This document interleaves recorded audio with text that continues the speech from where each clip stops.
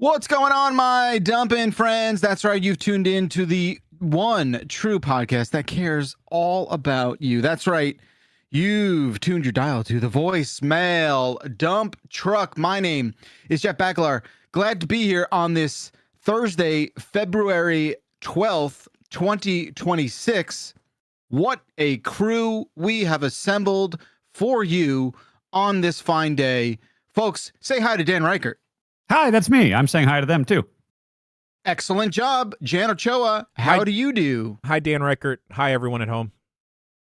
Hey, Jan. And folks, it's been a minute, and we could not be more thrilled to welcome back on the voicemail dump truck, making her triumphant return, Abby Russell. How are you, Abby? I'm doing well. I brought my dumper to the dump truck. Heyo! Amen. You didn't need to. You didn't need to. They're provided at the door. So if you could just I like using discard my own. yours. It's weird to use, communal one personally. You can put your shoes back on. Everyone's comfortable with their own dumper. I get it. I get it. So we're here with Abby. We are excited to have her react to your voicemails later on the program. And let's peel the Band-Aid off. We've been cooking up a little something special here.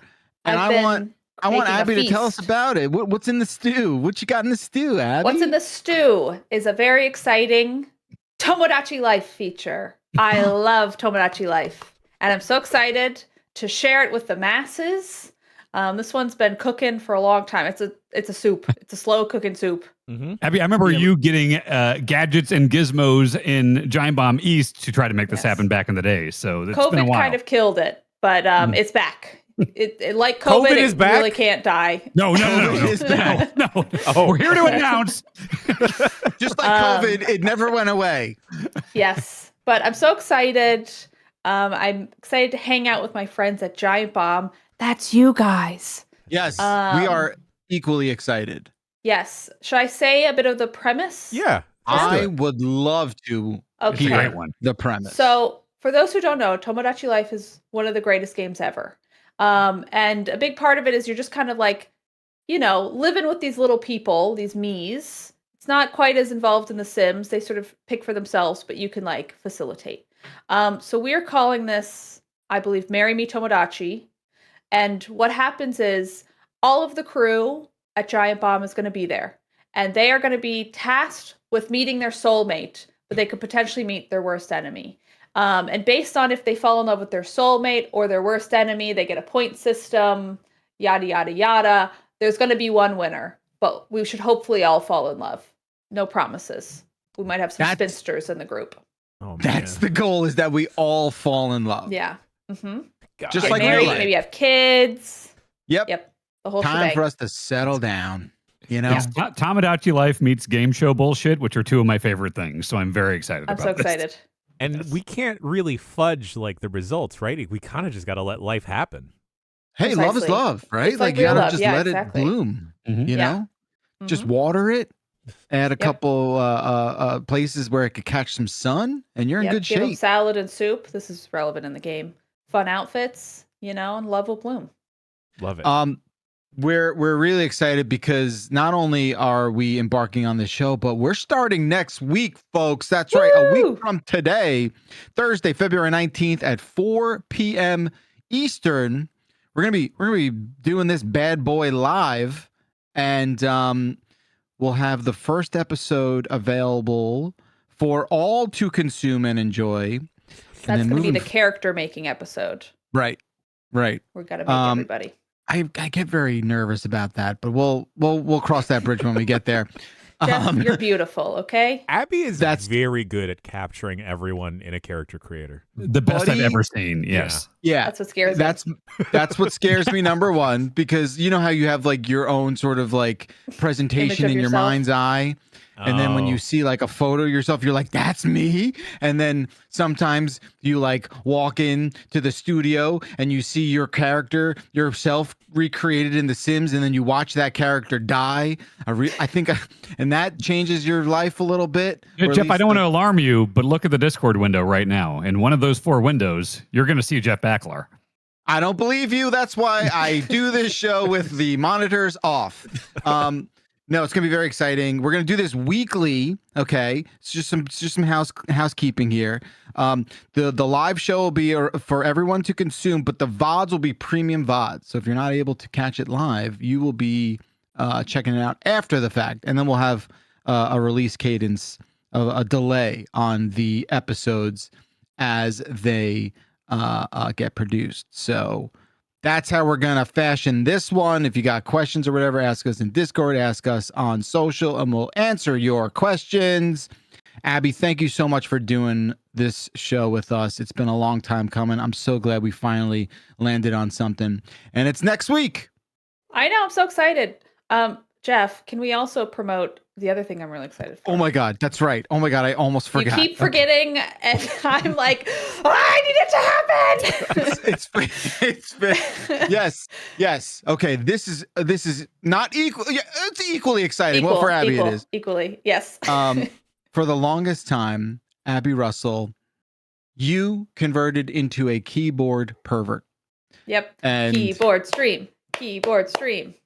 That's right, folks.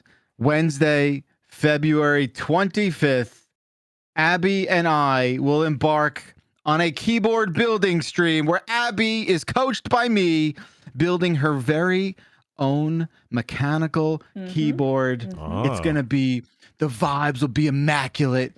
The clicky clack, the lubed stabilizers, the switches, the whole, it's going to be so Wouldn't sick. you like to know, Jan? I would like to know. And I'm going to go watch this stream. It's going to be so sick. And we're super excited because our friends at Kinetic Labs are providing us with the keyboard hardware for Abby to build her very own full-size mechanical keyboard on that was stream. Important to me. I need that number pad. You need that numpad. I get it. I am also a numpad pervert freak. Nice.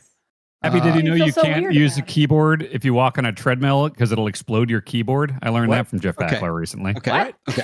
What? The P button doesn't work on my keyboard sometimes now because I have a treadmill.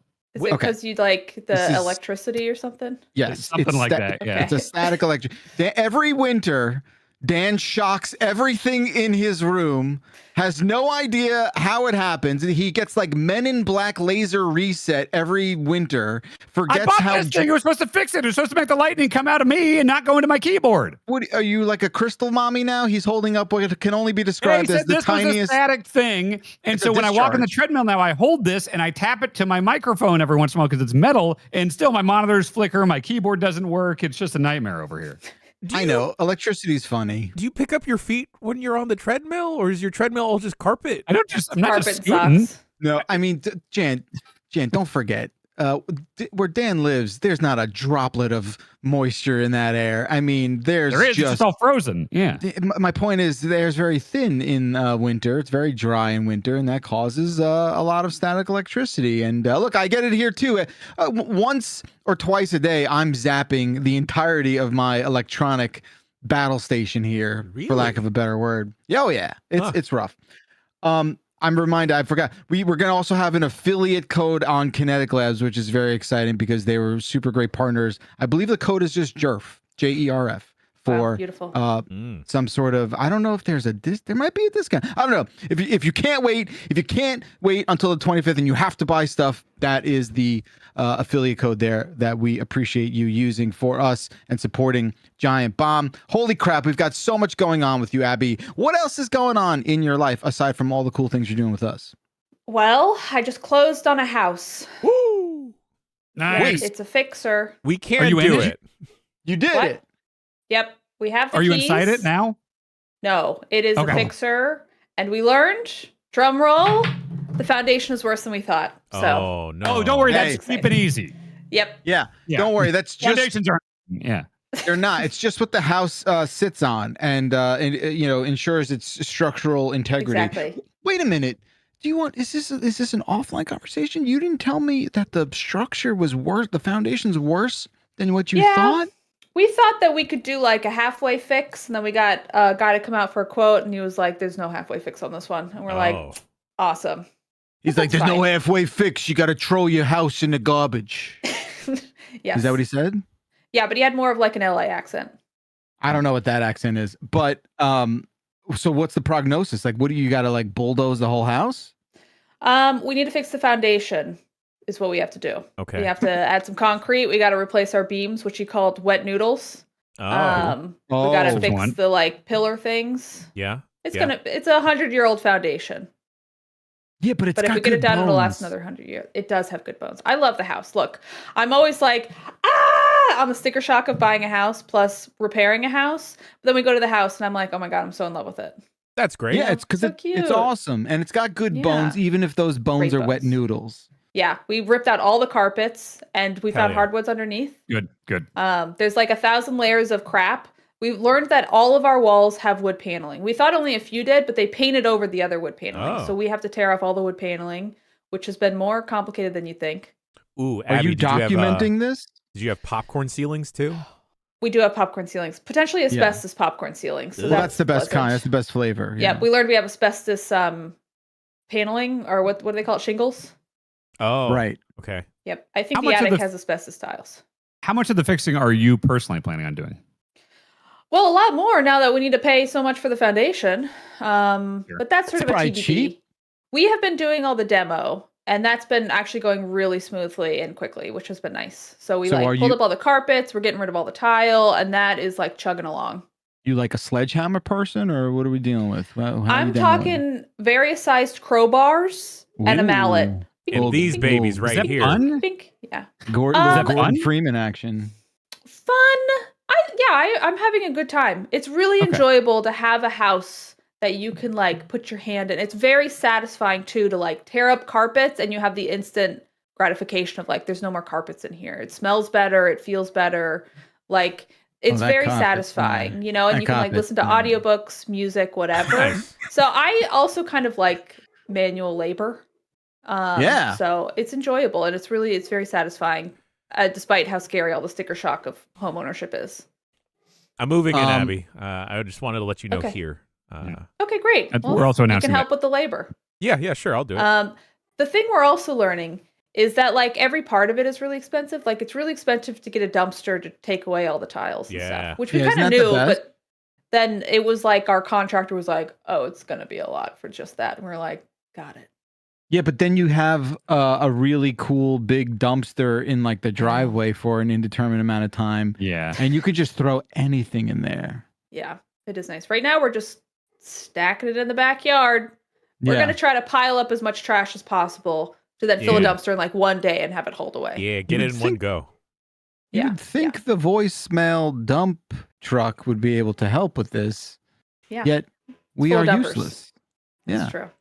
Completely useless. Well, you ever do the thing where I don't know if this is legal? It's probably not, but I've done the thing where I need to throw away like big stuff that won't fit anywhere, or like you won't like put it on the curb or whatever. And to be fair, I've not done this here. Last time I did it was the Connecticut house. But you just drive and like there's big businesses everywhere, and they're not always open.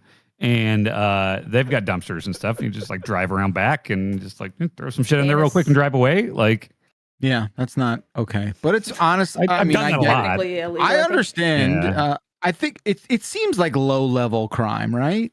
Yeah, I don't feel bad about it. I think there's a word for it. I forget what it's called. It's not labor theft, but it's like utilities theft or something. It's petty. Okay, I'm fine with that. It's like yeah, I don't know. I'm not a lawyer. I'm not a police person, but it's it's definitely illegal, but it feels very like slap on the wrist. Yeah. Who cares? Sure. You're gonna drive behind the Ethan Allen furniture store in Connecticut. Yeah. Throw some stuff in a thing. No one's Ethan and Allen, you know? Yeah, both of those guys can deal with it. Let me tell you, they're going to deal with all of your lead paint and all of your fluorescent light bulbs and all the things that you just can't find any real place to dispose of.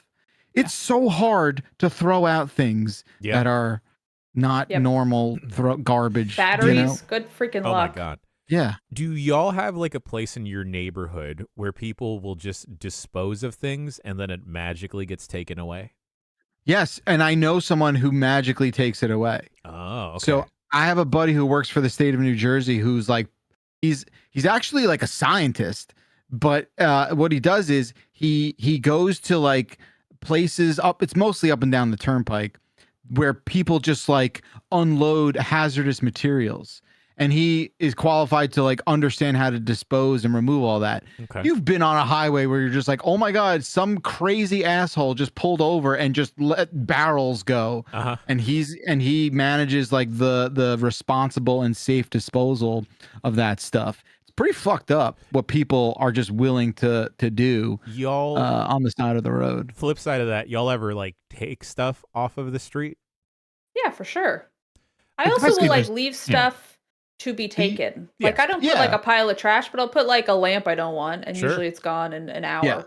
Oh, I thought you meant Yeah. like geocaching, like you No. like hide a lamp in Oh, a no, tree that's or too much something. work. Okay, yeah. I had a we- friend we- that like got his mattress when he first moved to San Francisco off the street.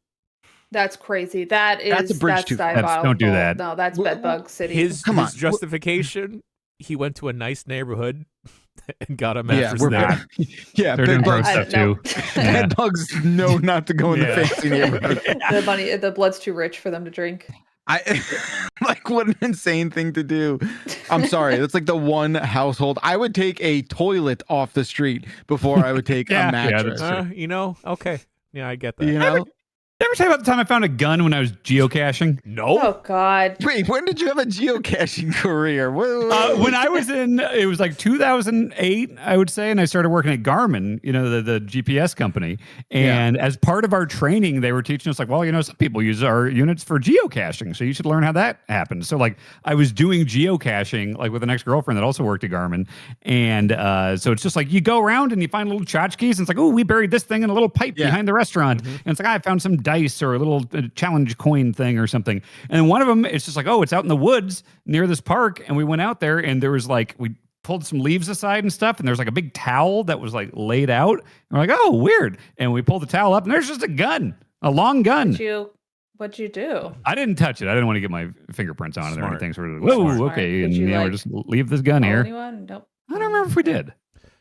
You didn't call the cops? But the Garmin device worked, right? Like it led you there perfectly It took fine. us to the gun, yeah. So if you need free guns, get a Garmin. Okay, Nikki and I were actually talking about this. They have like a little it looks like a small teensy cell phone that people use backpacking, and I kind of want to get one. Dan, you just sold me on it. Geocaching is fun. Yeah, I mean, well, I haven't done it in forever, but I remember being kind of a fun little mystery, you know? Okay. There's a bit of like, I don't know. Wait, I'm sorry. Did you say you knew you could tell it was loaded? No, I didn't touch it. No, it's just a long gun underneath a towel in the woods. Got one of those long It had like guns. blood on it, but What? no, that. It had blood on it. I mean, it could have easily been a bloody BB gun. It could have easily been a BB gun or something. I don't really know guns on site, you know, but yeah, it was a long black gun. Damn, that's weird. Mm-hmm. Yeah.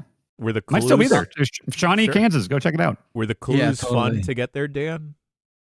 It's always just like, oh, go to the big tree that's shaped like a Y, and then like it felt like old cartoon like treasure maps where it's like, oh, the palm trees, or you know, go dig under here where the X marks the spot. It's cool.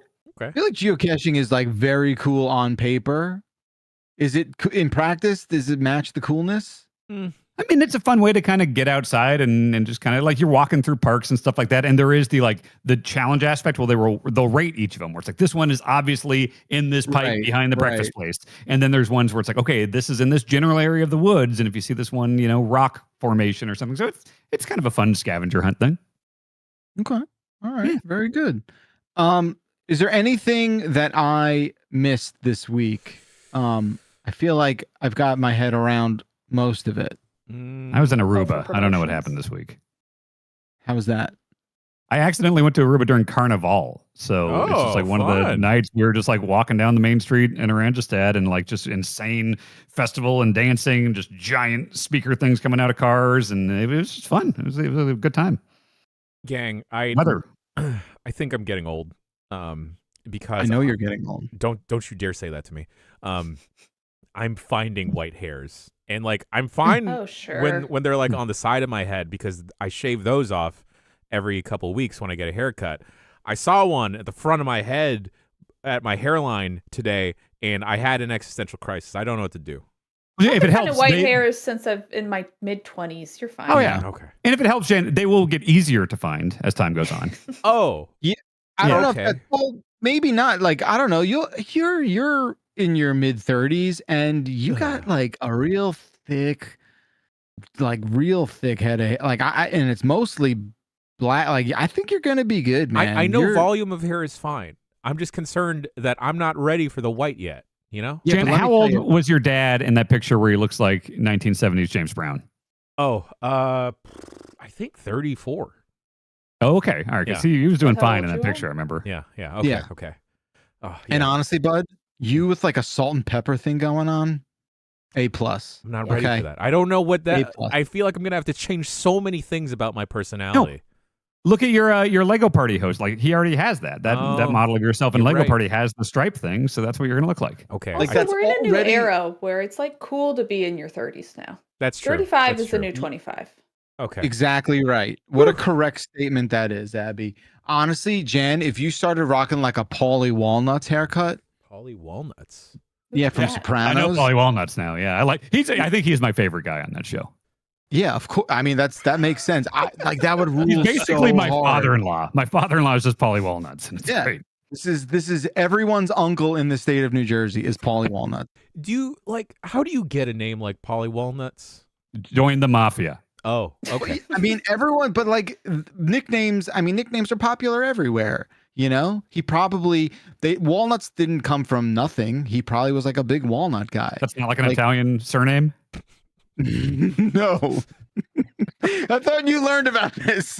I'm learning. Yeah. I mean, if it ended in a vowel, maybe.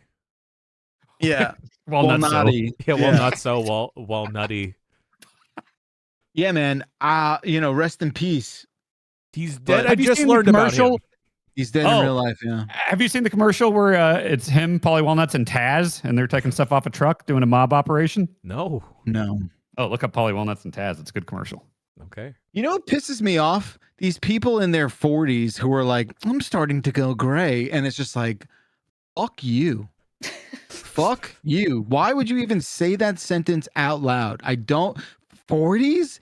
You're 40s and you're starting to go gray? Oh my God. Eat a bag of duty. What are you talking about? Jeff's just mad he doesn't have hairs to turn gray. Yes, Abby, we know. I don't mean it in a bad way. I get it. You know, be grateful for what you've got. My beard's gray. My beard. Can you grow like a beard? Yeah, but I don't want to do that. Why? You should try. Should look just like Dan. No, I mean there's a compromise in between what I look like and what Dan looks like. Go. Middle ground. Yeah. I'll put on a hat. You grow a beard. We'll be the same guy. Whoa. It's the same challenge. Dan, calm down. All right, we don't want anything drastic. Yeah, sorry. Dan, do you trim your beard, or you just? Is it just I do. Stop growing after a certain point? Like, no, I trim it. I go to a lady that I used to go to a place of business here, and she was the one lady who would always like give me a really good beard trim. And then she got fired because she was hustling on the side. She was like doing a home business thing, and so she was like messaging people from the professional place, being like, "Hey, if you want to, you can just do it in my house or whatever." And they found out and they fired her. But I like the way she cut my beard, so I just go to her house and get my beard trimmed that way. Yeah, it all works out. It works out for her. Yeah. Mm-hmm. Do you brush your beard? I've got a lot of beard questions. I'm sorry. You kind of have to, yeah, because it gets really tangly if you don't. So you really got to get in there sometimes. Like, can you be sort of tender-headed but on your chin? Tender-headed on your chin. What does that mean? You ever hear about like when you brush your hair, and if it's like you have a sensitive scalp, you're tender-headed. Oh, I think I'm still tender-headed with no hair.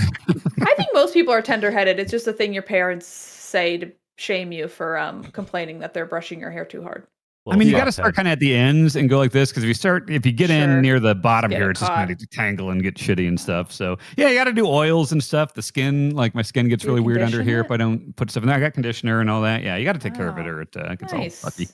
Yeah, I know. I said this like a couple days. Like, being bald is more work. I know it sounds insane, and everyone's like, "Well, fuck, what do you mean?" It's just more. It's just like more to it, you know. You got to throw some sunscreen on there too. Exactly. Well, on account of the hat, I don't really need to. But someone in chat thought I was yelling directly at them about bragging about not going gray. No, I wasn't, Poppletree. Don't worry, I wasn't talking to you. That's just a freakish coincidence. They're crying at home right now. Sounds like it. Yeah. So okay. Yes. And Paulie Walnuts did die. Tony Sirico did die. I'm sorry to say he did die. I think we broke that news to a couple of people in chat as well. That's upsetting. Were you a Sopranos fan, Abby? Nope. I think I watched the first episode or maybe half the first episode and was like, "Oh, this is a show I should watch," and then I just never did. I mean, Abby, I'm just doing it now, and I'm still in the first season, but it's like, oh, I'm very glad I'm finally like sitting down and paying attention to the show. It's very good. Yeah, I should. That Deadwood is another one that everyone says you should watch. I started like the first episode, and then I got to go back. It's good too. Yeah, Deadwood. I love Deadwood. I remember the new Game of Thrones show though. That's fun. Yeah, that one's fun. It's like it's a pleasant time. Yeah, I didn't know they could have like fun. Game of Thrones, but kind of nice. Yeah, it's sort of like A Knight's Tale, but Game of Thrones world, and a lot of episodes. Sorry, one movie. When you said A Knight's Tale, I thought my first thought was I think it was Black Knight with Martin Lawrence. Which if that would be a very different Game of Thrones take. Very different. I would watch that all the time then. If I would too. Actually, Jesus Christ, very different. Y'all ever like constantly rewatch a movie because I don't know, maybe that's what you recorded on VHS, so you just had that? Because for me, that was Martin Lawrence's Blue Streak. Sure. Oh, I remember that one. That one's kind of funny. Yeah. It's the cover's him standing in the street holding the badge up, right? Mm-hmm, mm-hmm. You know what?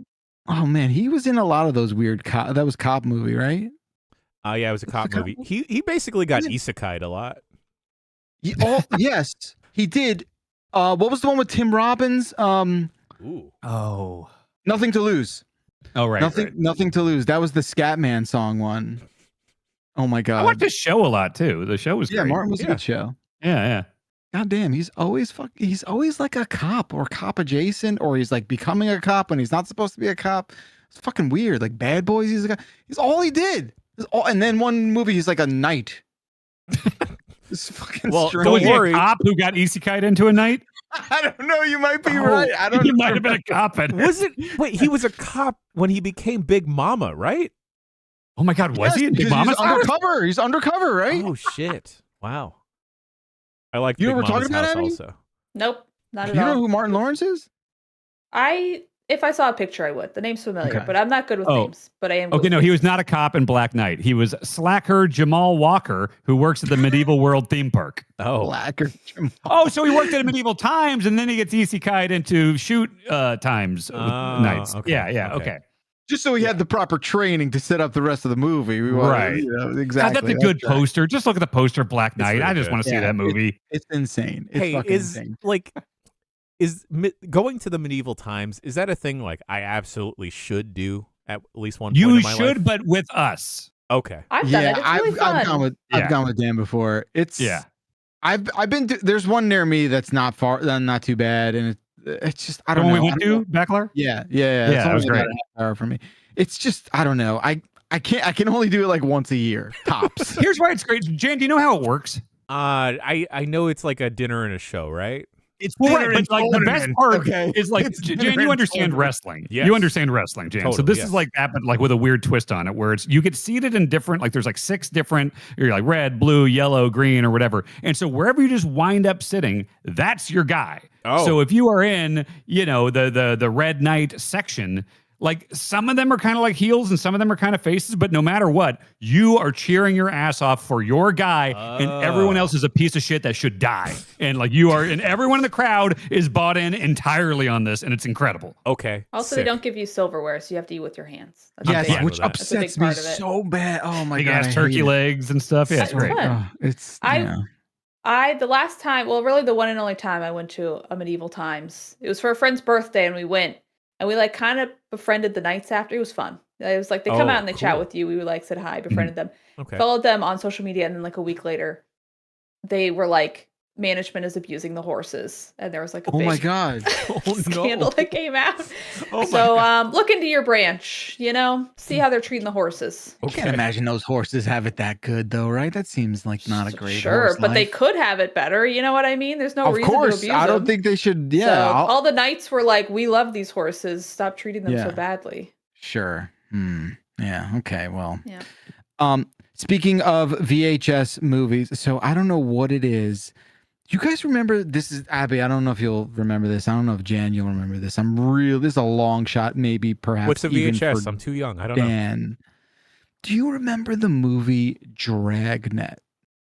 Wait, so that was the remake of the like a 60s TV show, right? Was this Aykroyd or was this? Yeah, okay, I know. Yeah. Dan Aykroyd. The shoe phone? No, it's a burger phone. No, that's Get Smart. I'm thinking of Get Smart. Sorry, Dragnet. Sorry. Yeah. This movie, I don't know, it was on my Plex. It's Tom Hanks and Dan Aykroyd.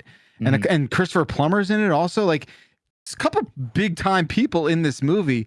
And it was so weird. I had not seen it in so long, and I forgot it was on my Plex, and I just watched it over the weekend. I was just like, what is it? It was such a wild 80s, like it's the quintessential 80s buddy cop thing. And it's like super short. It's like 85 minutes, you know, when movies used to be like that's a movie. Quickie, you know? Man, it's weird. He's Joe Friday, right? Remember? Yeah, I feel like it was like Dan Aykroyd was he was on the come down of his career. I think Aykroyd and Tom Hanks was on the Aykroyd was about to start falling a lot more, and Hanks was about to start rising a lot more. But Aykroyd has top billing over Tom Hanks in this.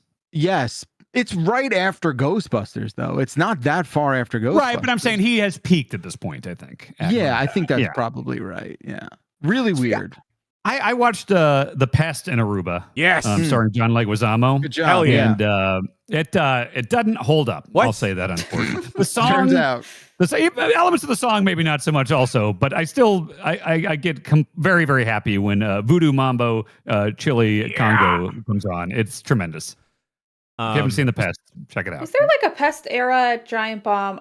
Somebody was obsessed with The Pest. I was okay. Yeah. There was a period where I was definitely playing that video a lot. I think it was also me, Dan. So I think we had like a bi-coastal coast to coast pest movement.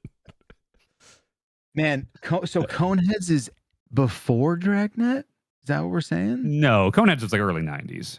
93. Yeah. I saw that in the theaters. Hell yeah, so did I. What a movie. I love Coneheads. Mm-hmm. We should do the Pest intro song at a PAX one year. Yes. Sure. Minotti. It's Minotti doing it. Sure. He can't get canceled. He can't. He's the music guy. Yeah. All right. We're going to take a break. When we come back, we'll get down to business on this call-in show, right? Believe it or not, this is a call-in show. Your voicemails right after this break. Hang around. We'll be right back.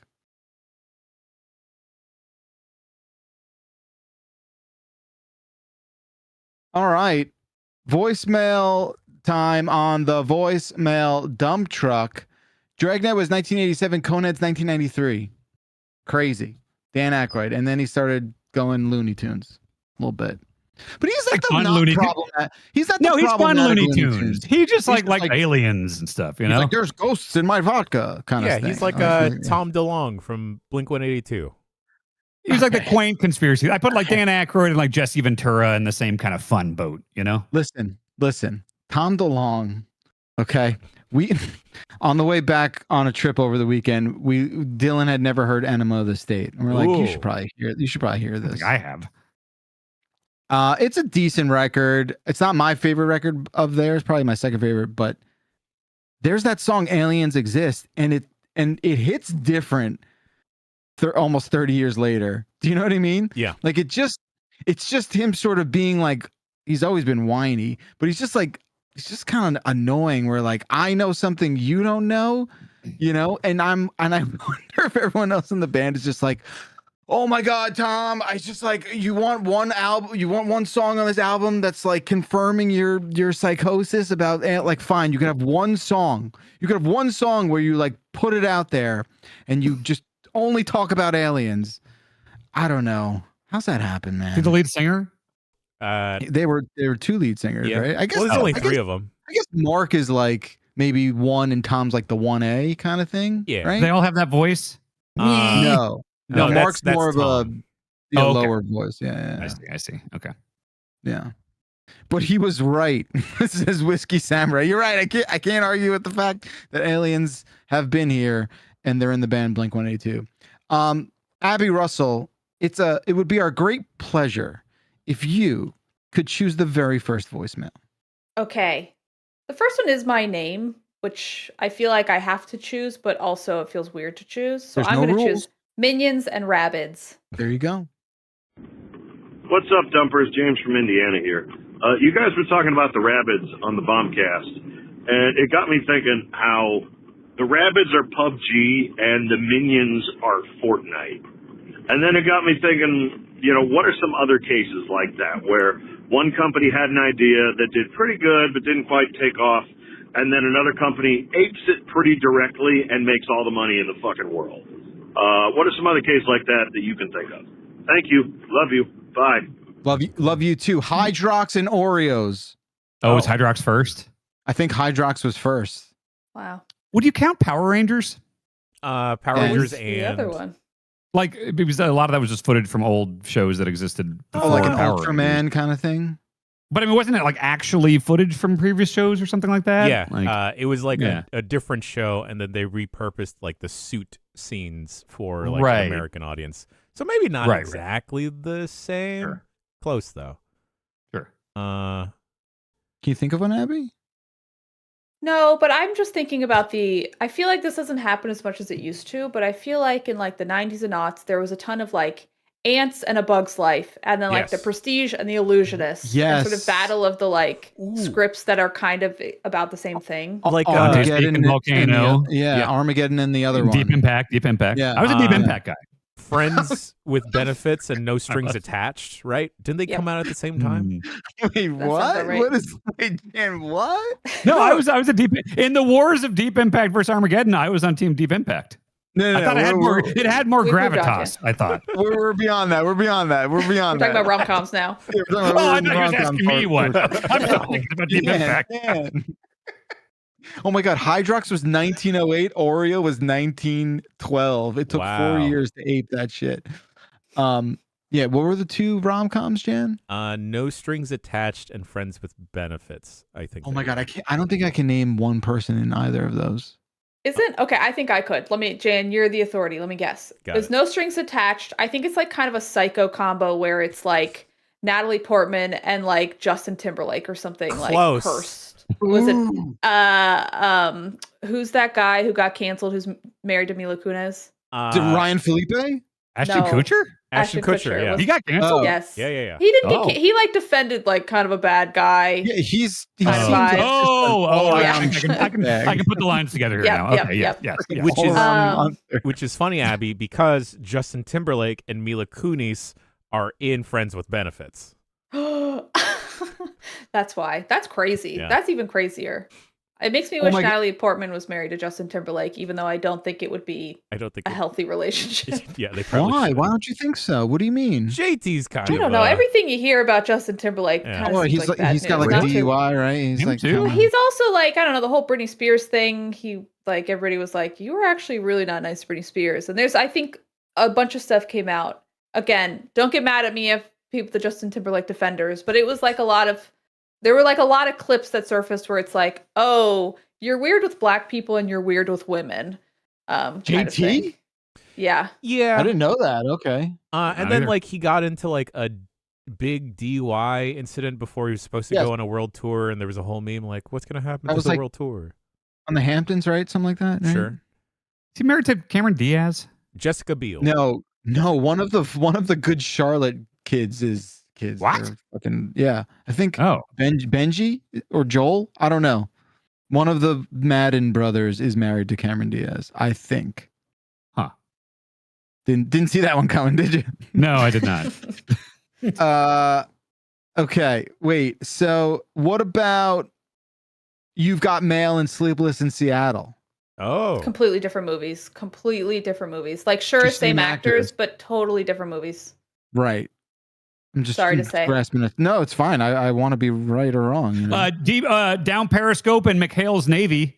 I remember being Sergeant really Bilko. torn. Sergeant Bilko's one of those. Sergeant Bilko wasn't a nautical thing. But like, I saw all of these movies in theaters. Sergeant Bilko was on land. I faxed the review of the Kansas City Star's Sergeant Bilko thing to my friend so he would go see Sergeant Bilko with me, because Siskel and Ebert gave it 2 thumbs up, and I was like, now you got to go see it with me. That's so specific.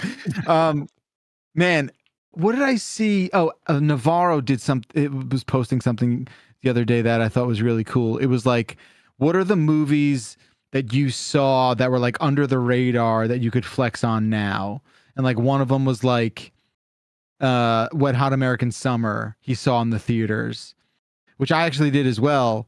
I remember there was a couple on his list that I had seen in. I was the first to be screaming about MacGruber. Yeah. Oh, same. From literal I love night MacGruber. one. Abby, yes, I remember you starting. It was like, okay, MacGruber, okay, we're cool. Yeah.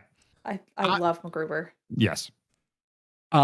These are good. So he had Fargo, which I did not see in the theater. Sexy Beast. What is that? I don't know. That was a Ben. Was that? Oh fuck! That was who was the guy who played Gandhi? Ben Kingsley.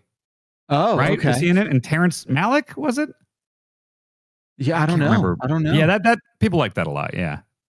Wet Hot. Mystery Science Theater 3000 the movie. Okay. And then this one I also saw in the theater, Kids in the Hall, Brain Candy. Oh, sure. Yep. Yeah. This is not a movie thing, but recently at the Olympics, there's all the talk about the like guy who did a backflip. Yeah. And I have known about Surya Bonale forever, and she has a whole. You guys should watch Losers on Netflix. It's an excellent documentary series, but they have a good episode about her specifically doing backflips and being banned for it, mostly because she was like a black woman at a time where it was even more racist than it is today. You what was so Stacy's like a figure skating freakazoid. Okay. What's the deal? And because she said when this guy starts doing the flip, because they like unbanned the flip, right? You can do a flip now. Yeah. But they mostly banned it because Surya Bonale was, she was like dominating in the sport because she could do a backflip and nobody else could. So they banned the backflip because they didn't want like a black woman winning all the time. And they didn't think she was like the right fit for figure skating. Wait a minute. Are you going to sit there and tell me that the IOC has a history of like questionable racially charged bullshit? Look, don't sue me, Olympics. They love to do that. But just do some Googling. That's all I'll say. Okay. Well, I'll do my own research on that. IOC stands for International Olympic Committee, I think. Oh, okay. It's like the governing.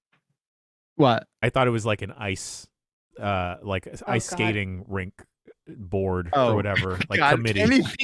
Anything cold or ice adjacent, and Jan's brain just fritzes. Dog, it's not just that. It's like when it comes to golf too. Like I lost all of the golf knowledge I built up. We were golf 101 with you. We couldn't tell the difference between a fairway and the rough, right? For a while. Do they have I forget. Do they have a pitch in golf? A pitching wedge. Okay. All right. Not what I was thinking, but never mind. Not a pitch from like a pitcher and a catcher. See, baseball I'm fine with. Baseball I know. Basketball I know. Oh, you're talking a pitch like a soccer field. Yeah, there we go. Thank you. Someone called the ice rink a pitch the other day, and I just sort of shrunk down into a small person. I don't know. I thought that was funny. A Tomodachi. Ice pitch. You guys watching the Olympics or no? Here and I don't there. think I've ever seen an Olympic. No. What? Huh. That's wild. So. That is wild, Abby. I've heard stories from it. I know about Tanya Harding. Sure. I know about who's the little girl that broke her leg or whatever, and then they did Chris Kattan played her on SNL. Nancy Kerrigan?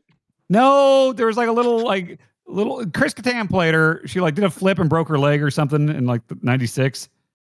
And then there was a bomb. Are you talking about the gymnast who like landed on one foot because she was like competing with and did like a little thing? Yeah. Yes, I know exactly what you're talking about. I don't remember her name, but I know what you're talking Carrie about. Strug is that sounds right.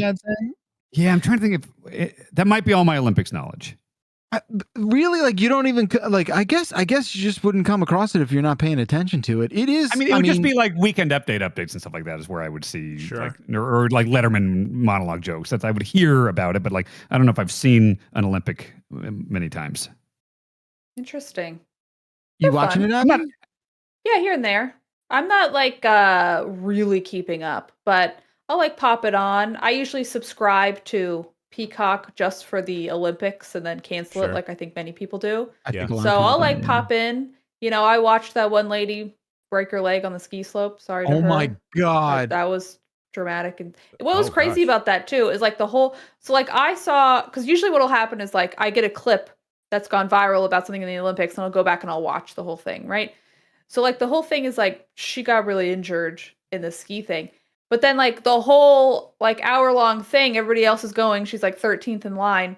And they just keep talking about her because they're like, she's going to dominate all this stuff. And then like instantly she breaks her leg, which is brutal to watch. I mean, she had an injury going into it, right? So it's like, yes, was she which still was also favored? like, why? Yes, which is kind of crazy. She was still favored. Yeah, they were She's like, 41. she's gonna win. Yeah. Ooh, That's damn. crazy. Lindsey Vonn, right? Lindsey Vonn. Yep. But her teammate, like Breezy Johnson, I think is her name, won. She's nasty. Man, what a cool name. I don't know. Is that a good nasty? Yeah, I don't know if nasty's good or bad. I don't know how to respond to that one. Good. In winter sports, Okay. if you are nasty, you are good. At any sport, you're nasty, you're good. Oh my God. Yeah. I will say Catch I've been watching the X Games winter sports, which are really fun because they parallel very closely with the Olympics, like skiing and snowboarding and stuff. But everyone has so much more style. The commentators are so much more fun, and it just seems like much better vibes. Whereas the Olympics are like golf clap for like after like a crazy move. Mm-hmm. Yeah. No, I mean, obviously the hockey is a big deal. Like, people should watch it. Actually, Team USA is playing in 20 minutes in the preliminary stuff. Or at least the women's group. I think talking about women's sports. Oh, women's. I think the women's hockey team, I think they're doing well. I'm not sure where they're at with the medals in the tournament, because they do like a round robin and then they do semifinals and finals. All right, check it out. It is so you can tell Minotti's not on this one, because when Abby picked and she's like, well, one of them's my name and that would be weird, because we're used to Mike Minotti being like, there are 6 with my name in it, I'm going to only pick those. So this is very different. All right, let's get to Jen. Why don't you pick a voicemail? AI generated beef and cheddar. Hey, Dumpers. Hi, Abby. I don't know how often you guys use delivery apps, but there's so much AI generated images on there. Like, every restaurant is using AI images. Like, I'm looking at the Arby's one, and that's 100% an AI generated beef and cheddar. Shit kind of sucks. Anyway, what kind of doorknobs do you have in your house? Bye. Oh, I knew that. Knew that was coming. You zigged when we thought you were gonna zag. Reference to a different giant bomb thing, or just being silly and random? Well, it's just a silly useful little boy. question. Yeah. Random. I like the doorknobs that like jut out to the side. That you have. Like they do a right angle? Yeah. I hate that kind of doorknob. Too modern. Why? Oh, it's just like a big rectangle. You just like a big minus sign. Sure. Yeah, like a minus sign. Yeah, I like those. Those are good. Yeah. I like a knob. I always like those 50s ones where the knob is like in the middle of the door for some reason. What? I think that's awesome. Weird. Yeah. Oh, isn't that like that's like a European thing, right? No. Oh, I don't know. It's like I always think of it as like a 1950s kind of door where it's got like the sort of diamond and then the knob is in the middle. Ooh, it's a Resident Evil door. Yeah, I like that. I like that. I do like a crystal doorknob when I see one of those. Oh, yeah. The new house has a lot of crystal doorknobs. Oh, and we have these like cool orange ones. I don't remember what it's called, what they're made out of, but we have a lot of nice 100-year-old doorknobs, and I quite enjoy those. Good heft to them. I actually just recently put a key code doorknob on my office door because I don't trust my son. No, I trust my son. I don't trust his friends. To like not to steal shit. Toys. Not to steal shit. I don't think he's hanging out with any criminals. But just gonna touch your expensive action figures. Gonna touch my shit. Like, I don't want anyone coming in here. I think that's really fair. Boundaries. Right? Like, get the fuck out of my office. What are you doing? Sure. You know? This is why I don't want kids. I don't want to share anything with a child. You know what I mean? Same. I'm sure if I had a kid, I'd be happy to. But like, I got stuff that I think a kid would want, and I'd be like, no, this is not for you. Yeah, like if I had a kid, he wouldn't be allowed on this floor because it's just video game stuff. Like, which is weird because like it's just games and Nintendo stuff. Like, this isn't for kids. You're just like, it's like a Dave and Buster's. Sorry, it's just arcade games and beanbags and aliens and stuff. It's like, this isn't kid stuff down here. Sorry, not for you. For me, right? I get all the tokens. I get all the tickets. We got a shed. He can stay in there. A shed. Oh, someone sent me. I didn't even realize. Someone sent you a shed? No, someone sent me a link to the women's ice hockey team. They are killing it. They are absolutely killing it. The U.S. Nice. Yes, I watched a bunch of the earlier games. I hadn't seen one in a couple days, but they're killing it. That's awesome. All right. There you go, caller. You got your doorknob information. Thank you for the call. Dan, you're up. Let's go with adult sleepover.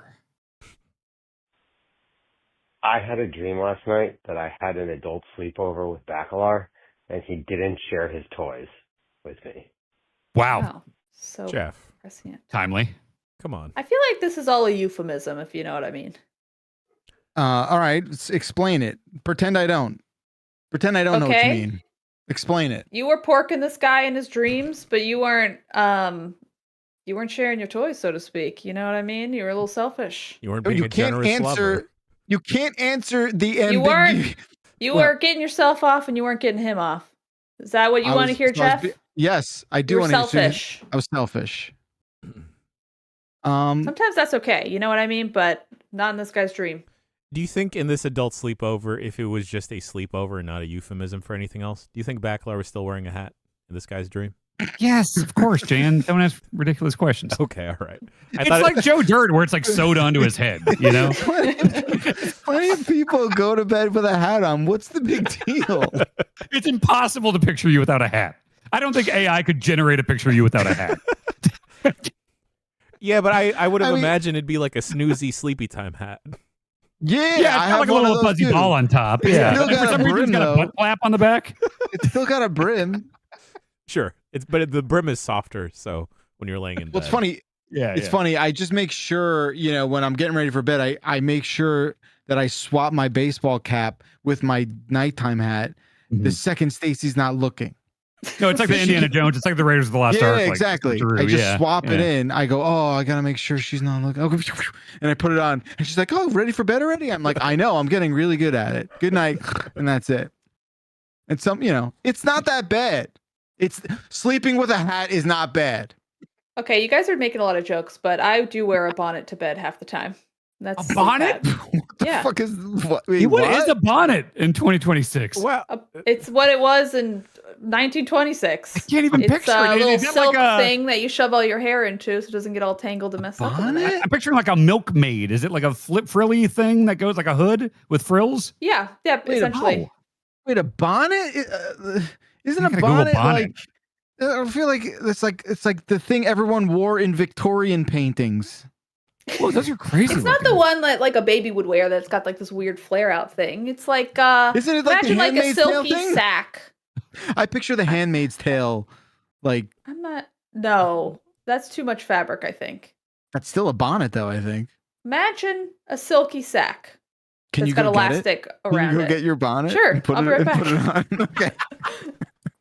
Abby's gonna go get her bonnet. I don't understand. A bonnet though? Yeah, to protect I thought that was for like the 1700s. I thought that was like Wuthering Heights.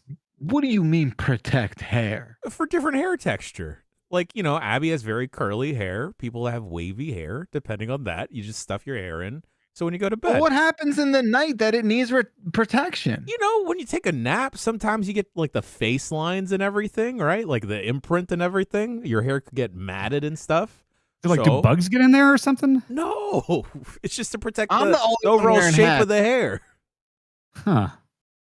I guess I've just never seen it before, therefore I don't know, and I have no frame of reference to compare this to. I'm open to the experience. It is very... Okay, I'm realizing why you guys may not understand it, but it's very similar to like a do-rag or a wave cap. Where you would want to wear a do-rag to protect your hair or a wave cap to protect your hair because of the texture of one's hair. Got it. Abby has very curly hair. Hence, got it. If she were to sleep, or Grub could actually use a silk cap too if he wanted to. But like that'd be sick. If you sleep a certain way or your head is just stuck a certain way, your hair may just be like stuck that way or an imprint of that for a while. So why did Hogan wear one? Well, Hogan was just a weirdo. He just always wore that bandana. I mean, to be that's fair, different. Okay. Yeah. Like to be Here we fair, go. Bonnet reveal. Are we Bonnet ready? reveal. I'm about to sit down. Yep. Bonnet reveal. She's coming. Yeah, that rules. Oh my god, it's almost like a chef's hat. Yeah, that's true. It looks got great, like Abby. kind of a mushroomy, but like I said, a silky sack with a bunch of elastic. Usually in the night it falls over my eyes, so it kind of becomes a sleep mask too. Oh, that's awesome. Do you ever bring it on planes? No, I have some dignity, and you're on a plane, everything's getting fucked. You know what I mean? I'm my hair's the least of my worries. I like that it could double as a sleep mask, though. That's pretty sick. Yeah, it's pretty comfy. I've had ones that don't have this big elastic thing, and it is slightly annoying because it falls on my eyes, but it's comfy, soft. I feel like you could probably bake something real nice in that hat. Feels very intimate wearing my bonnet on a podcast. I mean, feel free to keep it on or off. It's up to you. I mean, no pressure here. It's a safe space. I'm just excited for the latecomers to the podcast to walk in and see me wearing my bonnet. The headphones, they're good for the headphones there, or the earbuds. It's funny seeing I'm like, really don't look at myself in my bonnet that often. I feel like it makes my head look so much smaller. It does. Well, yeah, it brings everything. The slider of your hair volume kind of goes down. Yeah. It compresses it. Dan, you should get a beard bonnet. Yeah. That seems weird. Does that exist? Sure, probably. I'm sure. I don't think I need they that. definitely have beard like hair caps for people who work in food. Yeah. Yeah, like a beard diaper. That'd be a pain in the ass. No, I don't want to do that. A beard net. Yeah, I'm sure that's a thing. All right. Well, we're learning a lot today, especially the bald people about hair. Okay, it's my turn. Thank you, caller. Thank you, Bonnets. Thank you, Abby. I'm going to choose. There was something for me here. Okay, let's do. I know. Okay, let's do pinball and hockey. I'm a bundle of jazz, a pinball and hockey. Winning the pigeon, now I own the things I say. I'm a bundle of jazz, my 3D print dragons. Fight with Tim Riker, cause he is a little shit. Jeez. Is there a question in there? That was an unnecessary stray to you, Dan. Dan, why did you do that? That was shots fired. Came out of Shots nowhere. fired, caller. Shots fired, caller. That's to the tune of Bundle of Nerves, right? Was that what was happening there? Yeah, that's correct. Abby, I'm sure you're familiar with Bundle of Nerves from the 3DO game Virtuoso. Yep, listen to it all the time. Yep. We're bringing it back. We're popularizing it again. It's a shame. We had a 3DO. Oh. Neato. You have? Continue. You Not do? anymore, but growing up, we had a 3DO. We would play like horror games on it. I remember these like haunted house games. Oh.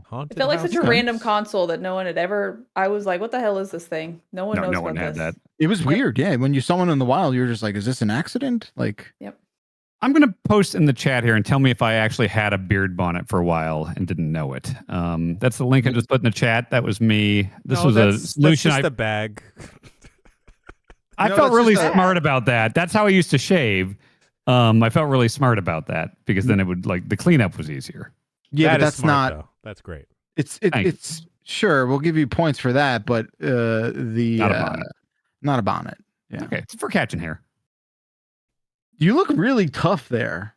I was very tough back then. Yeah, I was a tough guy. Is how people describe me. Where's this picture? It was in the I just put it in the Twitch chat. So for all the listeners, it's Dan Riker with a Target plastic bag and the handles looped around his ears, and he's using it as a catch-all for his beard hairs while he clips it. Yeah, because they go everywhere, get in the sink and clog it up and everything, and you just throw away the Target bag. It's rare you see a rocket scientist in his element like this, but we have we have the footage, we have the evidence. It's a beautiful thing. Yeah. All right, we went to Twitch chat for the next one. Twitch chat chose candy bars. You know, back in episode 65, you promised a tier list of candy bars. I'm still waiting. Episode 65. What the hell? Of what? Of this? Candy bars? Oh my God. I can start right here. Snickers, S yes, tier. I was going to say Snickers at the top. Yeah. I feel like Take Five is also at the top. Take Five's right up there. Yes. Butterfingers maybe an Three A. Musketeers. Yeah, is ass. Three Milky Way, Butterfingers slightly better. Yeah, Milky Way is ass. Yes. I would eat a Butterfingers, but it's not going to be my first choice. No, Butterfingers I will is down. I will get back from Halloween as a child and throw away every Milky Way and Three Musketeers in that fucking bag. Oh, that's not fair. That's it's fucking fucking here, garbage. Abby. It is actual garbage. No, Dan's right. I'm sorry, Dan is correct. I think a Three Musketeers gets a bad rap. You know, I'm with you, Bacalar. I'll be your other musketeer. Thank you, pal. Yeah. We're in search of one more. I think a Three Musketeers is unassuming. It's doing its best. It came to the party. Oops. All I can do is nougat, chocolate. Oops, sorry. That's all I can do is this like strange sort of like chocolate filling. It's not super fatty. It's not as calorically intense as a Snickers. Okay, but it's still candy. Like, why are we like? What a weird comparison to act like it's healthy. Oh no, that's not my position. Is not that a Three Musketeers is healthy.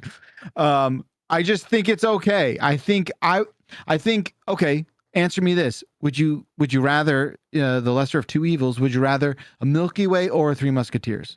Neither. I want neither. They're the same. No, bullshit you have to answer. I answered Milky Way. Milky Way is better than Three Musketeers. Because of the caramel? Same bullshit. Yeah, it's not just a mouthful of nougat. Yeah, like at least like a Milky Way. Yeah, that's my point. Milky Way is like it's almost there. You know, it's just missing a couple add some things. peanuts. You know. Yeah, like kind of Milky Way personality. Yeah, Milky Way. Why can't you be a Snickers? Exactly. At least Three Musketeers is like it's in its own lane. You know. Sure. Y'all fuck with a Twix. I love a Twix. Yep. Oh my god, Twix is up at the top. Okay. So good. Twix is in the Hell A. yeah. Twix is up there with like Butterfinger in the A range. Absolutely. Yeah. I'll take a Twix over Butterfinger. Butterfinger is just like I think Butterfinger is like mid. It's middle of the road. So mid. It's the most mid candy bar. I liked it a lot, but I also had an association with Bart Simpson, which is probably why I liked it so much as a kid. That's why I didn't like Butterfinger, because I thought it was butter, not peanut butter. I never pieced it together. And I didn't realize that until now. I didn't even think of the name. Yeah. The thing about Butterfingers that I think is like props to Butterfingers, there's no other candy with that texture, that weird flaky, who knows what the fuck's going on in there. That's the fun thing, is the texture, that like toffee shit, it gets in your teeth, which is awesome because you like eat a Butterfinger and it's like paying dividends throughout the day. This I don't like, actually. No one else agrees with that sentiment. I like it. You get a little flavor, something comes loose out of your teeth, and you're like, ooh, a little more. No one is like, this is the gift that keeps on giving. No one thinks that way. I think that you have a unique take on Butterfinger. What about Almond Joy? Because they're good. It's old people candy. Wait, are Mounds? Wait, what's the difference? Almond Joy and Mounds. Is Mounds have the coconut? Because that's the better one. Almond Joy is coconut, right? Whichever one. I'm fine with either. They're both like coconut. Low B, high C. If we're doing a tier listing. Oh, I guess Mounds is just coconut. There's no. I think I like almond. that. Okay. I think I like that. Baby Ruth, boring.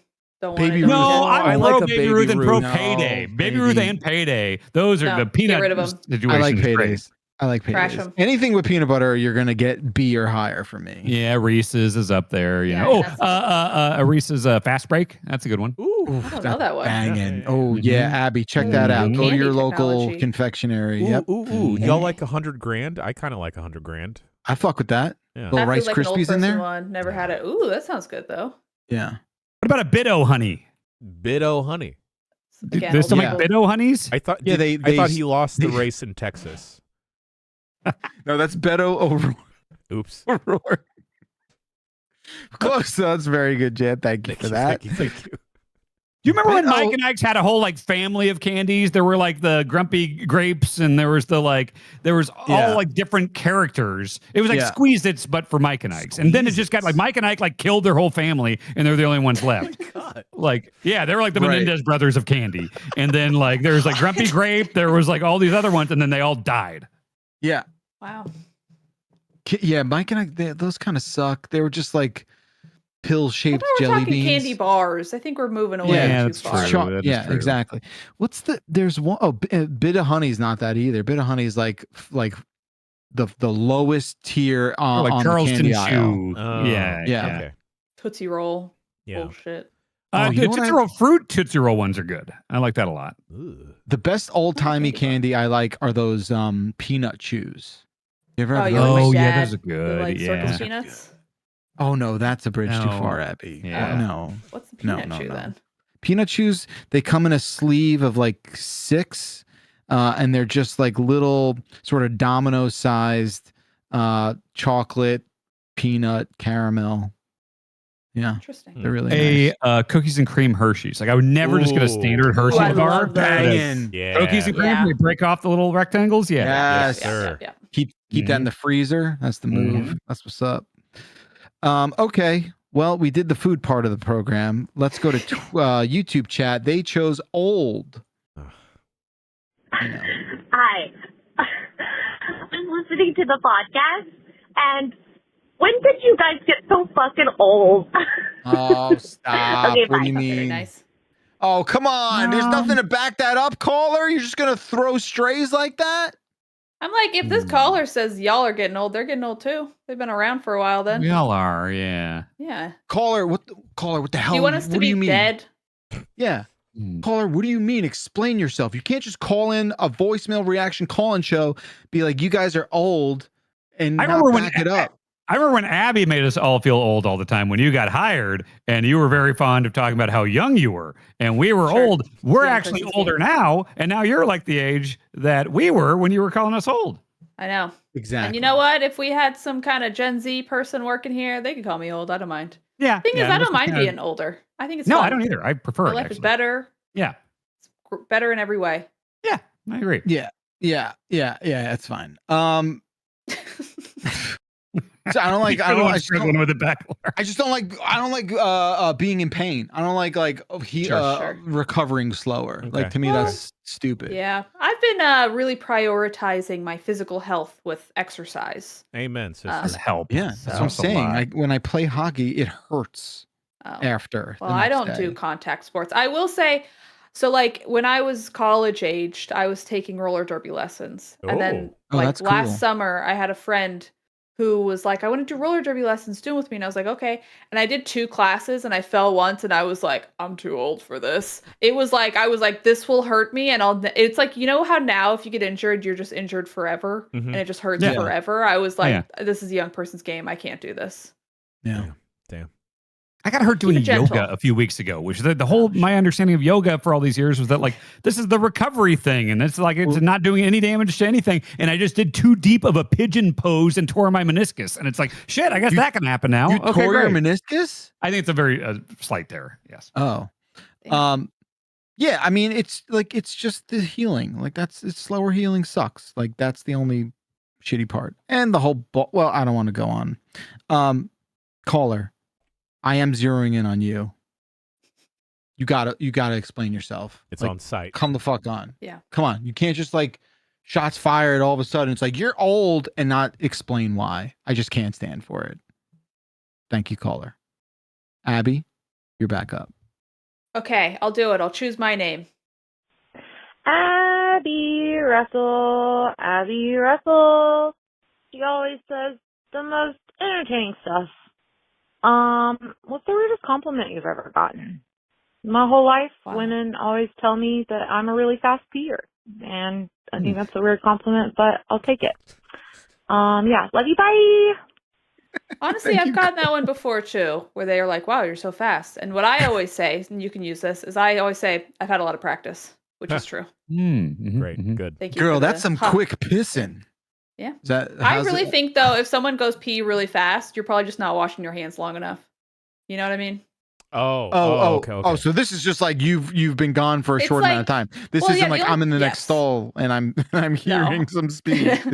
I personally, at least, have never had someone comment on that, but I do try to make sure I am a thorough hand washer. Got to sing "Happy Birthday" twice. Am I peeing less? I guess I don't know, Dan. That's a you question, but I'm saying all of you have spent a lot of time podcasting. Like Abby, you remember in that office, like I would just like in a normal bombcast, I'm peeing 4 or 5 times.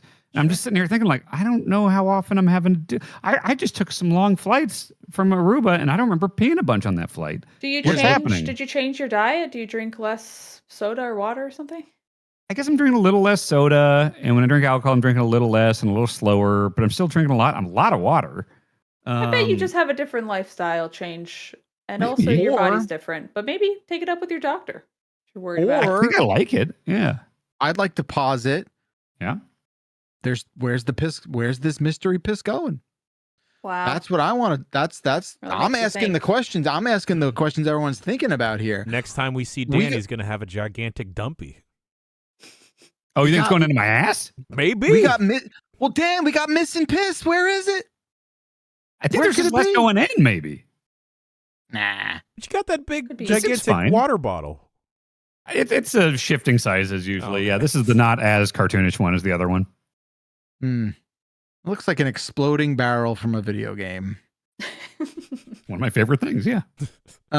Man, yeah. Find Dan's piss. That's what. .com. Catch me if you Dan 2 is going to be you searching for your piss. Where is it? Where in this great country has all my piss gone?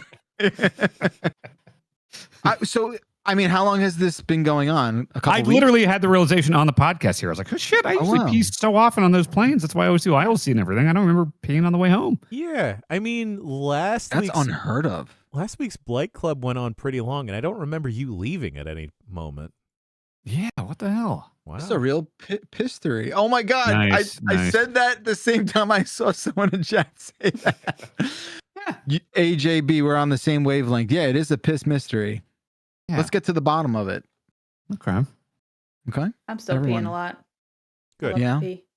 Yep. It's good to do, yeah. Stay hydrated, you know. That's pissing. Yep. Also, I have a 1 kidney now. I think shit goes through me faster. Oh, that's right. Yeah. Pretty sure I totally pee more. forgot him. Yeah, Maybe I should okay. talk to my doctor about it. All right, let us know how it goes. Jan, Hello. your turn. Anthem. Hey, VNDT. I just wanted to know if you had a song or a favorite lyric that just sort of stuck with you and just became an anthem or a rallying cry for your life.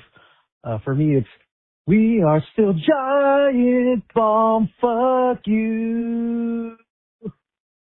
Nice. Jan, if we were in person, I'd give you a high five. I would have been ready for it. What is that from? Is that a thing? That was them. Oh my God. That's an You original. call yourself a fan? Call yourself an Backlar? owner of this company? How dare you? It was from the greatest PAX show of all time. Yes. Was I Me invited? and Jan Probably were the not. hosts. That was our opening Oh. song. We were the only ones. You fool. Just us. Okay. I remember that. I mean, I wasn't there, but I remember it happening. Sorry. Come You on. don't remember the dirty dancing lift we did? Abby hoisted me straight up over her shoulders Yes. and her Beautiful. head. Yes. I'm Thank really you. proud of that show. Yeah. That was a lot of work. It Very was. good. It was You did I thought we were a great so team. much work for that. So did you. It was primarily It was fun. you, but it was great times. Very good. Good job, you Yep. two. What year was that? 18? 2019, I think it I was would probably say. 19. I think it was like right before the world exploded. Yeah. Why? What do you mean? We opened like I don't Pandora's know. box or something. Yeah. Mhm. Yeah, it was too good. Yeah. Chuck linked it in chat if you are looking for it. It's pretty great. How would I've you seen a know different Backlar? I've seen a different version of this. Well, we only did it once, so I don't know what you're talking about. No, a different camera angle. I'm sorry. I see. Yeah. Good job, you two. You're the Thank you. best. Dan, you're up. Let's go with these have been done. Emotionally available. This message is for Bacalar. I'm listening to the pod that you guys put out today, the voicemail dump truck, and talking about how movies are making you cry. I'm kind of in the same boat, and I wonder if part of it is like I'm not emotionally available as much in my normal life. So like something about sitting and watching a movie gives me that vulnerability. Anyway, love you guys. Thanks for the show. Wow. I feel like we're this man's therapist. Yeah, I mean that's kind of what this is in a way. You know, it's like us or BetterHelp, right? Where are you going to go? We're cheaper. It's way cheaper. Yeah. You know? Yeah. And there's no premium dumps on BetterHelp, let me tell you. It's true. It's true. Caller, I don't know. I think it's very cool to talk about that. I think it's interesting to kind of like explore what you think about that. I think there's maybe some truth to it. I don't know. I do recommend talking about that kind of stuff with a real therapist. I do, but I don't really get like, the thing they tell you with therapy is like, it's not about getting fixed, right? You're not going to find answers. It's more about like understanding why and understanding how you got there and what in your life has shaped your sort of personality and how you sort of present and where that kind of comes from. And then through that exercise, you kind of, I think, can lead to you being a more well-adjusted person, right? I agree. You rewrite your own story, right?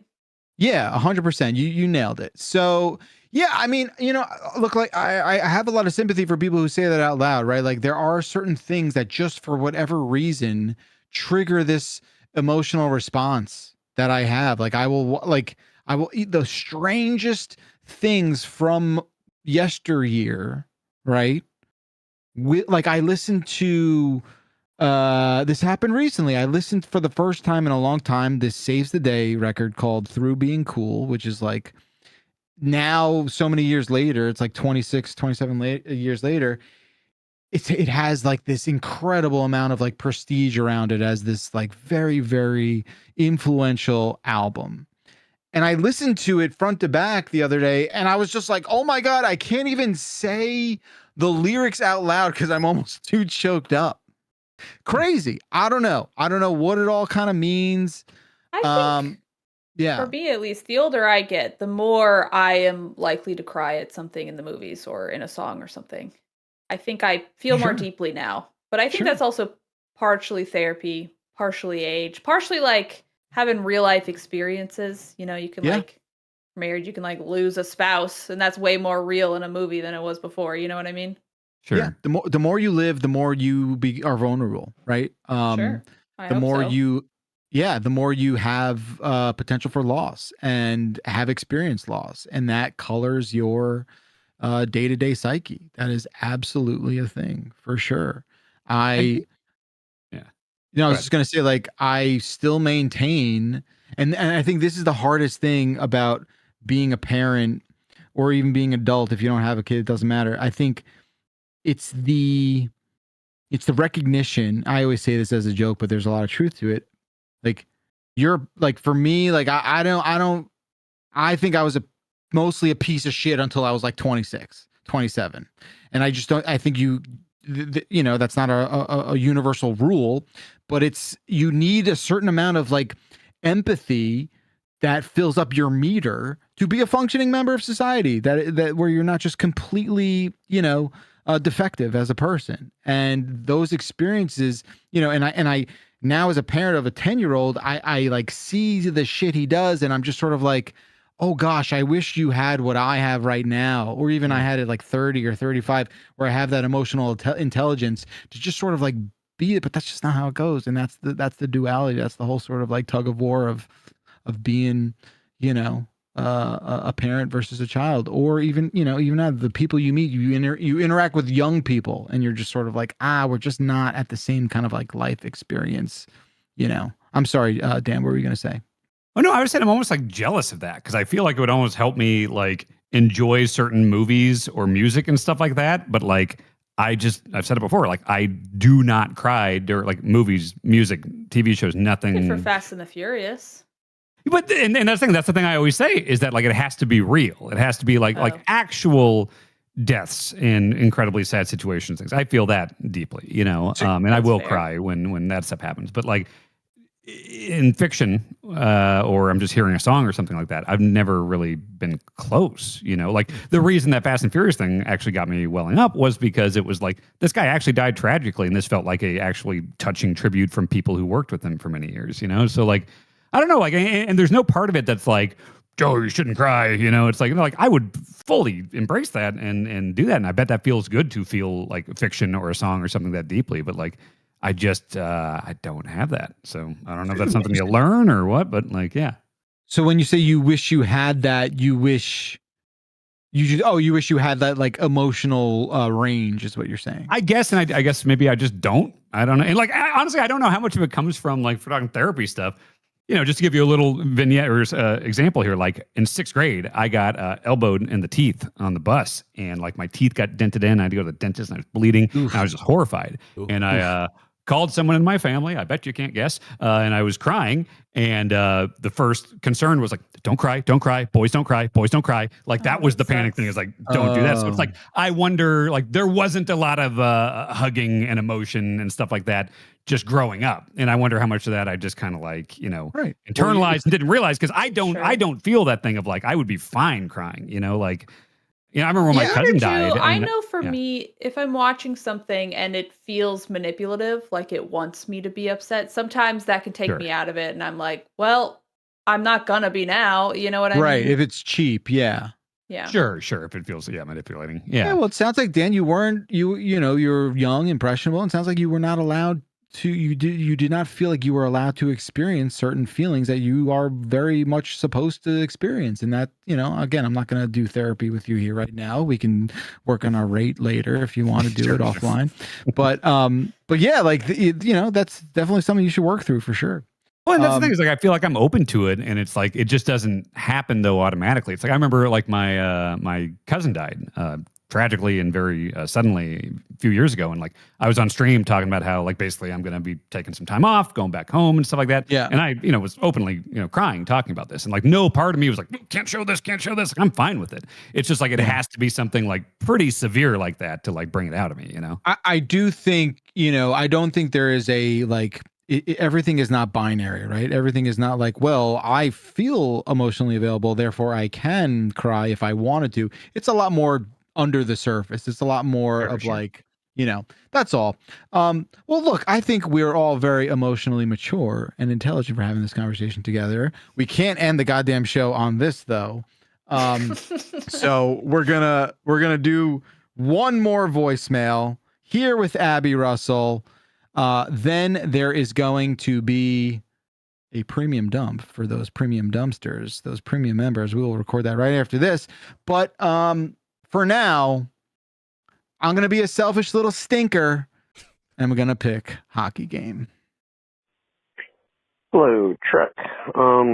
So on Valentine's Day, instead of going to a restaurant, my wife and I are going to go see the Birmingham Bulls play the Macon Mayhem in our first ever like live hockey game. Do you have any tips or suggestions to like have more fun at the game? We've watched a bit on TV, so we know the rules. Just never been live. Anyway, love you guys. Bye. Oh, that's a great Valentine's Day, is what that is. I have a tip.